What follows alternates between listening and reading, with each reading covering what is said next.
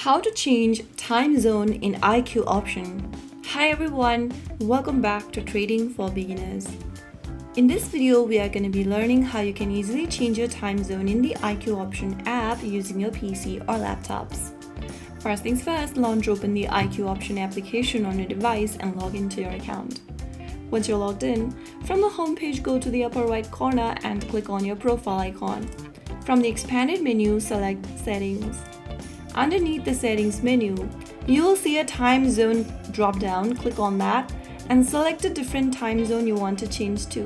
Once you are done, you will be able to save the changes automatically. And now your time zone has been changed. So that's how it's super easily and super simply done. If you found the video helpful, don't forget to like, share and subscribe to our channel. I will be back again in the next video. Stay tuned. Till then.